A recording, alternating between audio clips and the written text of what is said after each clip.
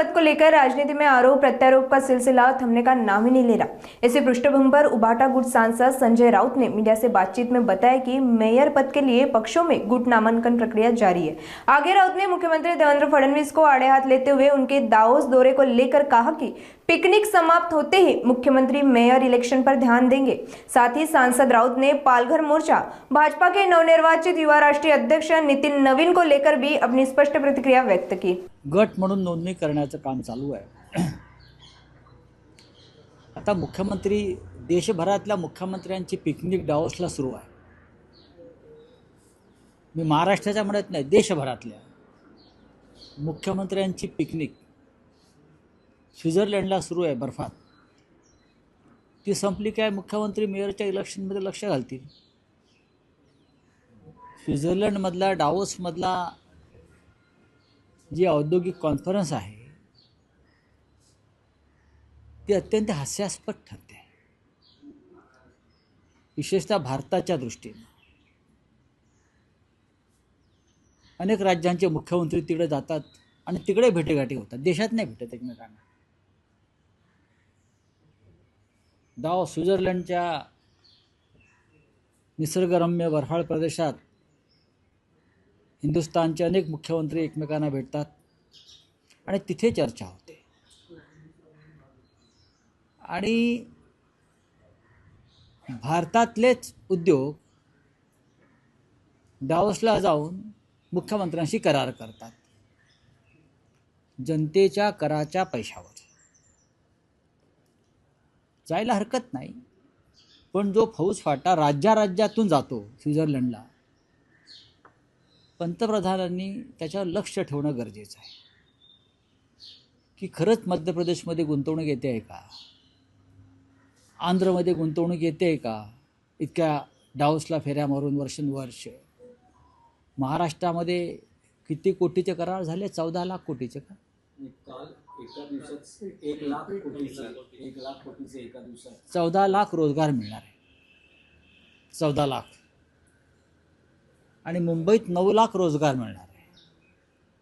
म्हणजे हे आकडे जे आहेत हे सुखावणारे आकडे आहेत राज्याच्या दृष्टीनं।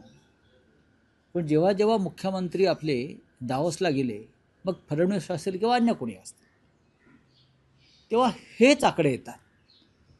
14-15 लाख रोजगार मिळणार, 15-16 लाख कोटीचं गुंतवणूक येणार। करार कोणाबरोबर झाले? GSW, ज्याचं मुख्यालय मुंबईच्या BKC मध्ये आहे, लोढा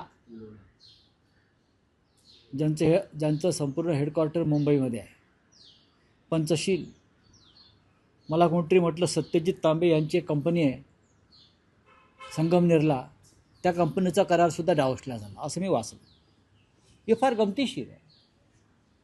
मग महाराष्ट्रात करार करा ना, महाराष्ट्रात करार करा। तुम्ही या देशातल्याच कंपन्यांशी करार डावोसला जाऊन करणार असाल आणि त्याचे फोटो झळकावत असणार सर्वत्र, जगामध्ये हसं होतं असं अनेक तज्ज्ञांचं म्हणणं आहे। मी वाचलं मगाशी की भारताचं जगामध्ये हसं होतं अशा प्रकारे। आकडे कशाला फुगवून सांगताय? 1000 कोटीचे गुंतवणूक खरोखर आली असेल तर 1000 कोटीच सांगा। आतापर्यंत तुम्ही गेल्या 5 वर्षामध्ये डावोसला किती वेळा गेला? प्रत्येक वर्षाला जाता।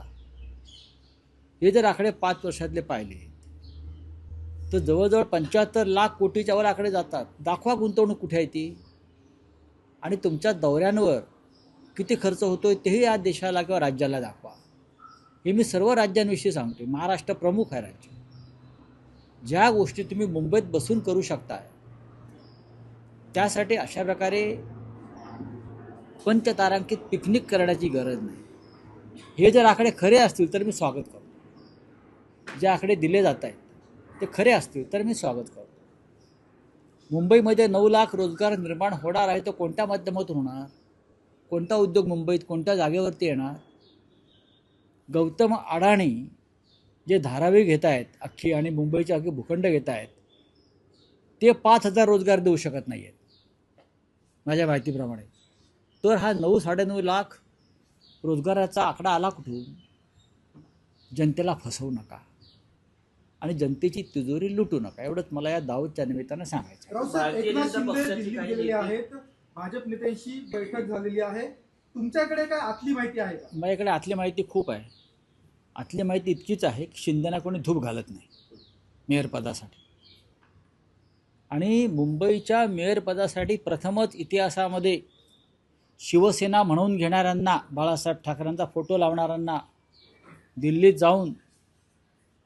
दिल्लीत जाऊन गुजराती नेत्यांच्या पायाशी बसावं लागतं.